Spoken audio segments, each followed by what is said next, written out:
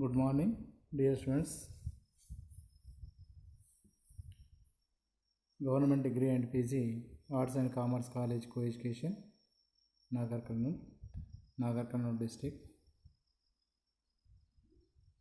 My name is Y. Krishnaya, Department of Economics. Topic వచ్చేసి BA first year second సెమిస్టర్లో macro economics సంబంధించినటువంటి సిలబస్లో methods of inflation controlling, ద్రవ్యోల్బణ నివారణ చర్యలు, ద్రవ్యోల్బణ నియంత్రణ చర్యలు అని చెప్పేసి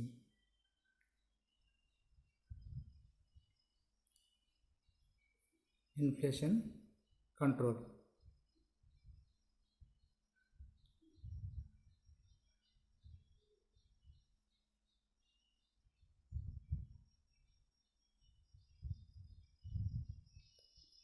Inflation is sustained increasing the general price level of the goods and services in an economic over a period of time.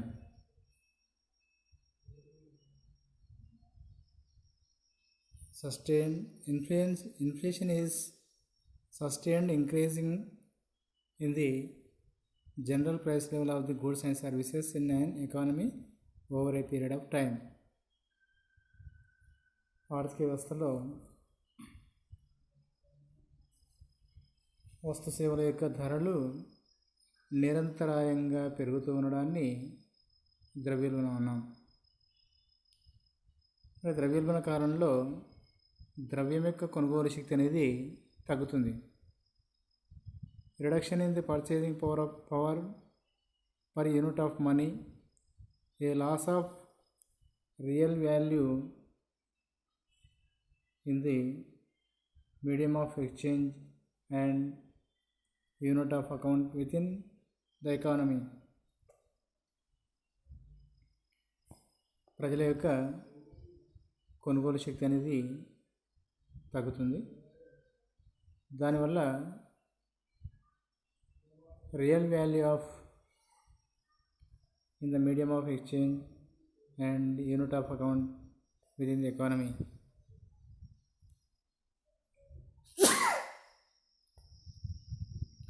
measured as percentage rate of change of price index. ధరల నిష్పత్తిలో వచ్చేటువంటి ధరల శాతంలో వచ్చేటువంటి మార్పుల్ని కొలవచ్చు. The annualised inflation rate in India is 5.4% as of June 2015 as per the Indian ministry of statistics and programme implementation. భారతదేశంలో 2015 సంవత్సరంలో ద్రవ్యోల్బణం రేట్ అనేది 5.4% ఉంది.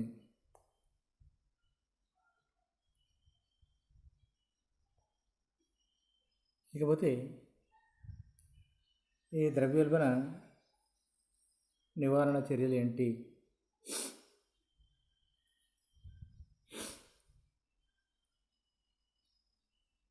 Measures to control inflation.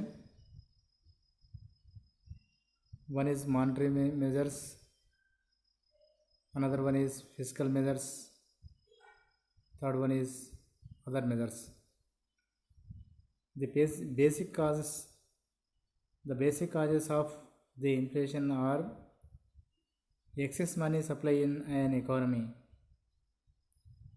excess purchasing power in the hands of public. So, it is more important to deal with these factors to bring inflation in control. ద్రవ్యోల్బణ కారణాలను ప్రధానంగా తీసుకున్నట్టయితే దేశంలో ఆర్థిక వ్యవస్థలో ద్రవ్య సప్లై అనేది ఎక్కువగా ఉండడం ఒకటి. రెండవది, ప్రజల దగ్గర కొనుగోలు శక్తి అనేది పెరగడం. అందువల్ల అతి ముఖ్యమైనటువంటి విషయం, ఈ ద్రవ్యోల్బణం ఏర్పడడానికి ప్రధాన కారణాలుగా రెండు చెప్పుకుంటాం. ఒకటి, దేశంలో ద్రవ్య సప్లై పెరగడం. రెండు, ప్రజల యొక్క కొనుగోలు శక్తి పెరగడం. మరి ద్రవ్యోల్బణాన్ని నియంత్రించాలంటే ఏం చేయాలి? Measures to control inflation. One is monetary measures adopted by the Central Bank of country, in our country, Reserve Bank of India. Second one is fiscal measures adopted by the government. Third one is other measures. ఈ ద్రవ్యపరమైనటువంటి చర్యల్ని కేంద్ర bank నిర్వర్తిస్తుంది. కోశపరమైనటువంటి చర్యల్ని ప్రభుత్వం నియంత్రిస్తుంది. ఇక ఇతర చర్యల్లో గురించి చెప్పుకుందాం. First one is monetary measures. ద్రవ్యపరమైన చర్యల్లో to control the money supply. One is bank rate policy or credit control. Second one is cash reserve ratios. Third one is open market operations. Fourth one, maintaining gold standard. Last one is fixed exchange rates. Bank rate పెంచడము, నగదు నిల్వల నిష్పత్తి పెంచడము, బహిరంగ market చర్యలు, ఇవి ద్రవ్యపరమైనటువంటి చర్యలు. దేశంలో పెరుగుతున్న ద్రవ్యోల్బణాన్ని నివారణ చేయడానికి ప్రభుత్వము మన కేంద్ర బ్యాంక్ అయినటువంటి రిజర్వ్ బ్యాంకు ద్రవ్య విధానం ద్వారా అదుపు చేస్తుంది. దేశంలో ద్రవ్య సప్లై ఎక్కువ ఉండడం వల్ల ద్రవ్యోల్బణం ఏర్పడుతుంది. కాబట్టి దానిని అదుపు చేయడానికి రిజర్వ్ బ్యాంక్ ఆఫ్ ఇండియా గుణాత్మక, పరిమాణాత్మక చర్యల ద్వారా ద్రవ్య విధానాన్ని కొనసాగిస్తుంది. మరి ద్రవ్యోల్బణాన్ని నియంత్రించడానికి ద్రవ్యపరమైన చర్యలని సూచించినటువంటి ఆధునిక ఆర్థికవేత్త మిల్టన్ ఫ్రీడ్మన్. మరి ఈ ద్రవ్యపరమైన చర్యలు ఒకటి, బ్యాంకు రేటు పెంచడం. రెండు, నగదు నిల్వల నిష్పత్తిని పెంచడం, సిఆర్ఆర్. మూడు, మార్జిన్ ఆవశ్యకతను పెంచడం. నాలుగు, ప్రభుత్వ సెక్యూరిటీని మార్కెట్లో అమ్మడం. ఐదు, వినియోగ పరపతిని నియంత్రించడం. First, bank rate policy. Bank rate, interest rate at which Reserve Bank of India lends money to the domestic banks. Increase in bank rates leads to increase in deposit rate, increase in lending rate. Discourage businessmen and consumers to take loans. Hence, the controlled supply of money reduces the inflationary pressures on the economy. Bank రేట్ని పెంచడం అనే విషయాన్ని తీసుకుంటుంది. Bank rate అంటే ఏంటి? First అన్నప్పుడు వాణిజ్య బ్యాంకులు కేంద్ర బ్యాంకు నుండి తీసుకునే రుణాలపైన కేంద్ర బ్యాంకు వసూలు చేసే రేట్ని, వడ్డీ రేట్ను బ్యాంక్ రేట్ అంటారు. ప్రజలు ఏ విధంగానైతే వాణిజ్య బ్యాంకుల వద్ద రుణాలు తీసుకొని వడ్డీ చెల్లిస్తారో, అట్లాగే వాణిజ్య బ్యాంకులు కూడా కేంద్ర బ్యాంకు నుండి అప్పులు తీసుకొని వడ్డీలు చెల్లిస్తుంటాయి. ఆ విధంగా కేంద్ర బ్యాంకు వాణిజ్య బ్యాంకులకు ఇచ్చే రుణాలపైన వసూలు చేసే వడ్డీ రేట్ని బ్యాంకు రేట్ అంటారు. ద్రవ్యోల్బణం ఉన్న సమయంలో బ్యాంకు రేటు పెంచినట్లయితే వాణిజ్య బ్యాంకులు కూడా ప్రజలు, సంస్థలకి రుణాలు ఇచ్చే సందర్భంలో నిర్ణయించే వడ్డీ రేటు కూడా పెరుగుతుంది. దీంతో ద్రవ్య చలామణి తగ్గి, ద్రవ్య సప్లై తగ్గి ద్రవ్యోల్బణం అనేది తగ్గుతుంది.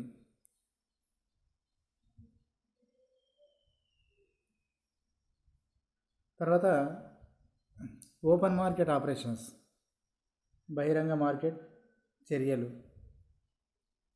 Sales and purchase of government securities and bonds by the central bank.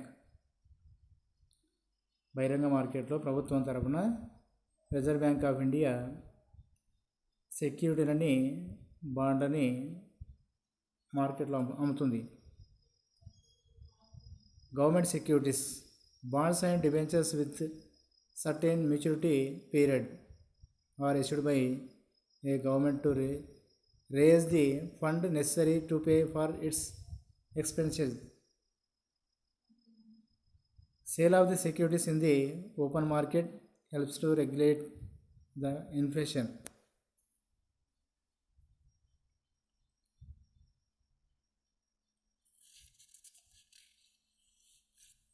ప్రభుత్వ సెక్యూరిటీలని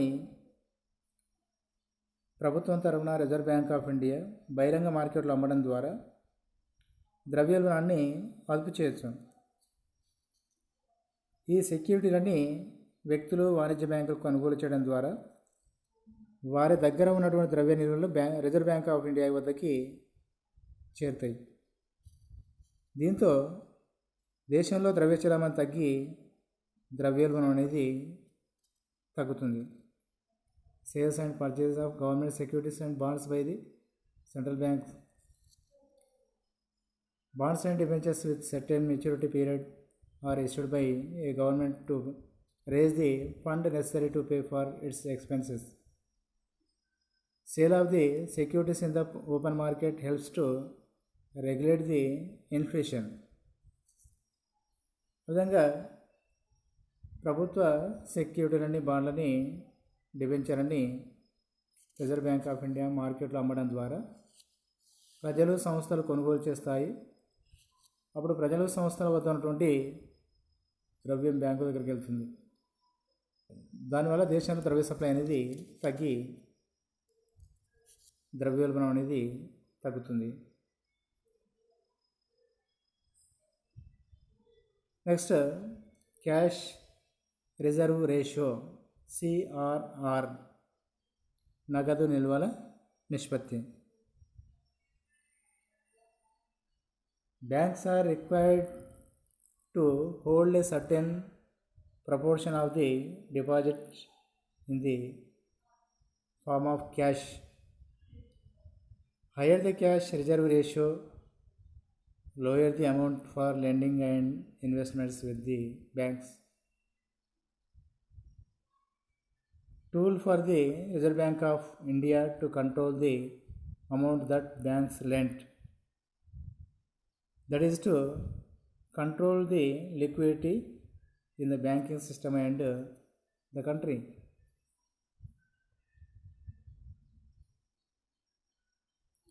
వాణిజ్య బ్యాంకులు స్వీకరించే డిపాజిట్లలో కొంత భాగాన్ని కేంద్ర బ్యాంకు దగ్గర నిల్వ ఉంచాలి. దీనిని నగదు నిల్వల నిష్పత్తి, క్యాష్ రిజర్వ్ రేషియో, సిఆర్ఆర్ అంటారు. మరి ద్రవ్యోల్బణ సమయంలో ఈ నిష్పత్తిని పెంచినట్లయితే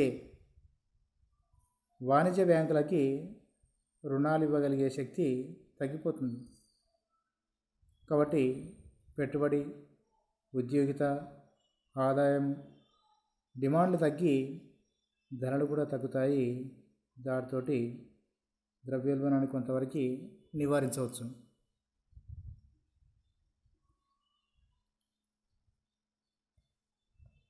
next, maintaining gold standard and fixed exchange rates. Fix the prices of their domestic currencies in terms of specified amount of gold. National money and other forms of money means bank deposits and notes were freely converted into gold and at the fixed price. A country's exchange rate regime under whose the government or central bank ties the official exchange rate to another country's currency. Because exchange rates were fixed, the gold standard caused price levels around the world to move together. అంతర్జాతీయంగా బంగారం ధరలు స్థిరీకరణ చేసినట్టయితే ధరలు తగ్గి ద్రవ్యోల్బణం అనేది అదుపులో ఉంటుంది. పోతే నెక్స్ట్ మార్జిన్ ఆవశ్యకతని పెంచడం. సాధారణంగా రుణాలు ఇచ్చే సందర్భంలో వాణిజ్య బ్యాంకులు వస్తువులను లేదా ఆస్తిని పూచీగా పెట్టుకొని వాటి విలువ పూర్తిగా కాకుండా కొంత తగ్గించి ఇస్తుంది. ఆ తగ్గించే రేట్ని మార్జిన్ అంటారు. ఆ ద్రవ్యోల్బణ కాలంలో మార్జిన్ పెంచుతుంది. సపోజ్ మనం రుణాలు కావాలని చెప్పేసి తాకట్టు పెట్టినటువంటి ఆస్తి యొక్క విలువలో 60% మాత్రమే మనకి రుణాలు ఇస్తున్నాయి. ద్రవ్యోల్బణాన్ని అదుపులో ఉంచాలంటే ఆ 60%ని 50%, 40% కూడా తగ్గించవచ్చు. మనం పూచిగా ఉంచినటువంటి ఆస్తి విలువలో పూర్తి మొత్తాన్ని కాకుండా కొంత భాగాన్ని మాత్రమే వాణిజ్య బ్యాంకులు అప్రూవ్ చేస్తుంటాయి. ఇకపోతే వినియోగ పరపతిని నియంత్రించడం. పెట్టుబడి పరపతినే కాకుండా వినియోగ పరపతిని కూడా నియంత్రించినప్పుడు ద్రవ్యోల్బణాన్ని నియంత్రించడానికి వీలవుతుంది.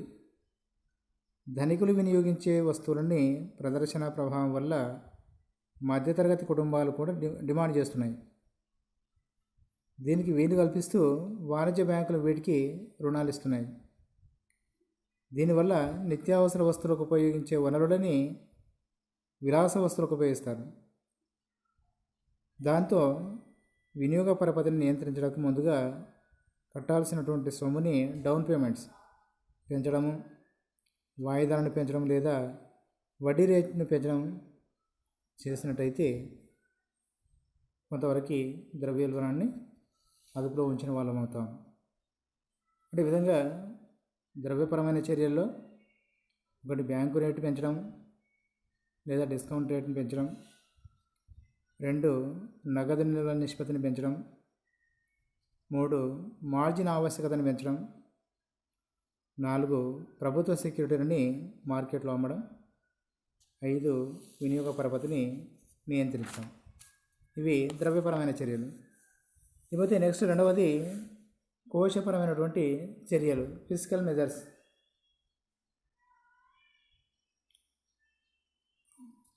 Government expenditure. Government has to reduce their expenditure and increase their savings to control the supply of money. Taxation. Increasing some tax rates and imposing some new taxes. Public borrowings. The objective is to take away from the public excess purchasing power. Public borrowing may be voluntary or compulsory. Debt management. Stop the repayment of public debts to control the inflationary pressure. Adopt surplus budget. ఈ ద్రవ్యోల్బణ నియంత్రణ చర్యల్లో కోశపరమైనటువంటి చర్యలు ఏంటంటే ప్రభుత్వ వ్యయాలు, పన్నులు, రుణాలు, వీటికి సంబంధించినటువంటి అంశాలన్నీ కోశపరమైన చర్యలు అంటారు.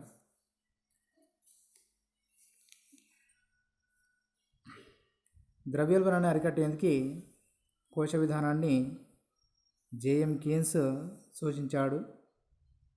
మరి ద్రవ్యోల్బణాన్ని నియంత్రించడానికి బడ్జెట్ ద్వారా ప్రభుత్వం తన కోశ విధానాన్ని ప్రకటిస్తుంది.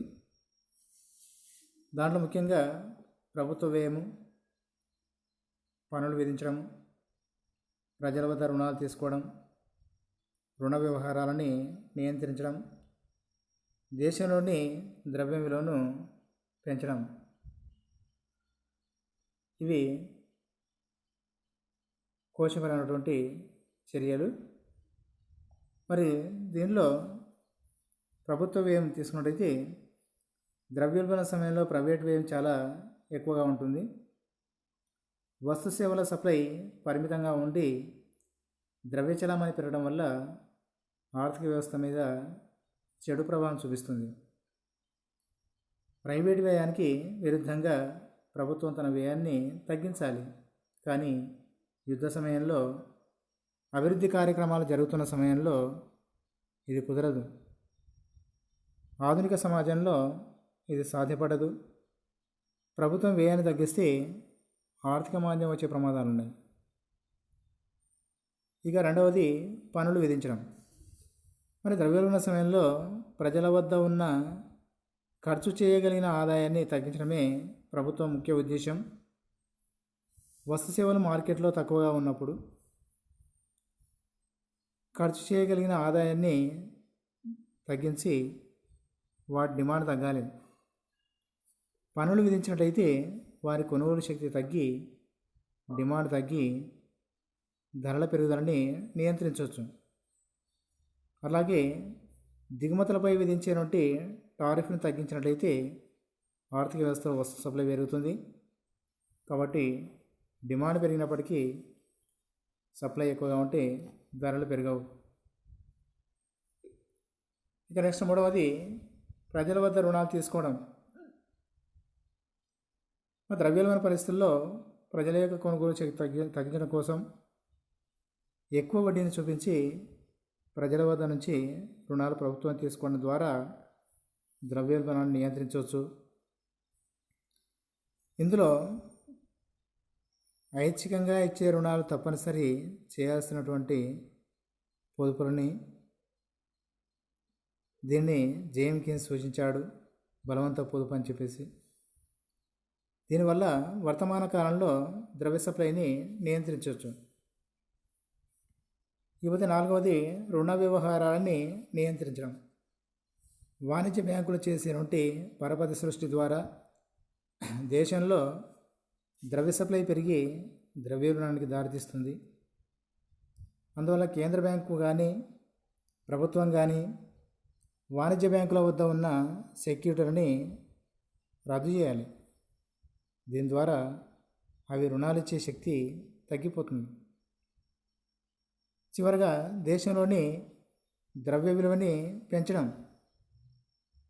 మన యొక్క రూపాయి మారక విలువను అంతర్జాతీయ మార్కెట్లో పెంచినట్టయితే ఎగుమతి చేసే వస్తువుల ధరలు పెరిగి వాటి డిమాండ్ తగ్గుతుంది. అంతేకాకుండా దిగుమతి చేసుకున్న వస్తువు ధరలు తగ్గుతాయి. కాబట్టి ఎగుమతి చేయవలసిన వస్తువులు, దిగుమతి చేసుకున్న వస్తువులు దేశంలోనే ఉంటాయి. కాబట్టి వస్తువుల సప్లై పెరిగి డిమాండ్కు సమానమై ధరలు తగ్గుతాయి. దీంతో ద్రవ్యోల్బణాన్ని నియంత్రించవచ్చు. అదేవిధంగా ద్రవ్యపరమైన చర్యల్లో ప్రభుత్వ వ్యయం తగ్గించాలి, పన్నులు పెంచాలి, ప్రజల వద్ద రుణాలు తీసుకోవాలి, రుణ వ్యవహారాలని నియంత్రించాలి, దేశంలోని ద్రవ్య విలువను పెంచాలి, రీవాల్యుయేషన్ చేయాలి. ఇక పోతే నెక్స్ట్ అదర్ మెజర్స్, ఇతర చర్యలు. దీనిలో ఎక్స్పెన్షన్ ఆఫ్ అవుట్పుట్, ఉత్పత్తిని పెంచాలి. This lowers the excess demand of commodity and lowers its price. Rational wage policy. Wages should be allowed to the rise only if there is an increase in the productivity. In such a situation, higher wages will not give rise to higher costs and hence to higher prices. Price control and rationing. The objective of price control is to lay down the upper limit beyond which the price of particular commodity will not be allowed to rise. Demand can also be controlled through rationing of essential commodities. మరి ఇక్కడ ఇతర చర్యల్లో ఉత్పత్తిని పెంచడము, rationing విధానాన్ని ప్రవేశపెట్టడము, అనుత్పాదక వ్యయాన్ని తగ్గించడము, ముఖ్యంగా జనాభా పెరుగుదలని నియంత్రించడం. ఫస్ట్ ఉత్పత్తి పెంచాలి.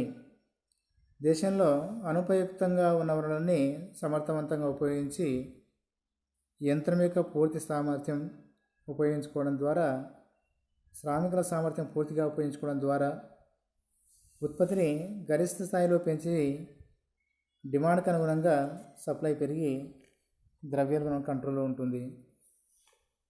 నెక్స్ట్ రేషనింగ్ విధానాన్ని తీసుకుంటైతే ప్రభుత్వము ద్రవ్యోల్బణ ప్రభావం తగ్గించడానికి తక్కువ ఆదాయ వర్గాల ప్రజలు పేదవారిపై ఉండకుండా నిత్యావసర వస్తువులని ప్రజా పంపిణీ వ్యవస్థ ద్వారా చౌక ధరలకి పంపిణీ చేయడం.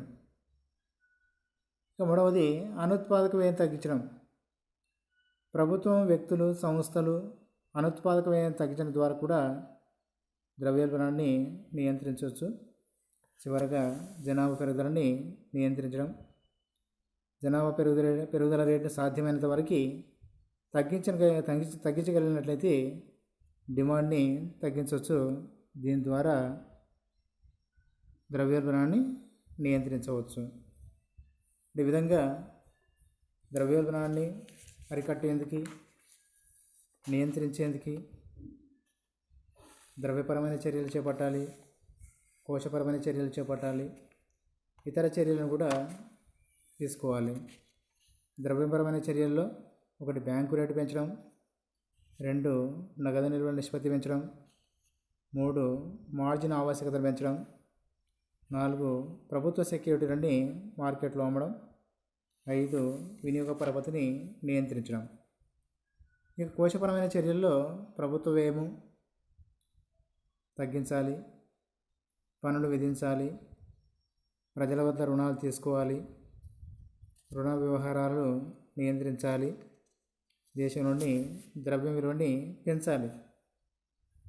ఇతర చర్యల్లో ఉత్పత్తిని పెంచడం, రేషనింగ్ విధానాన్ని అవలంబించడం, అనుత్పాదక వ్యయాన్ని తగ్గించడం, జనాభా పెరుగుదలని నియంత్రించడం, ఇవన్నీ కూడా ముఖ్యంగా ద్రవ్యోల్బణ నివారణ చర్యల్లో భాగంగా జనాభాను తగ్గించి ఉత్పత్తిని పెంచగలిగినట్లయితే ద్రవ్యోల్బణాన్ని అరికట్టినటువంటి వాళ్ళమవుతాం.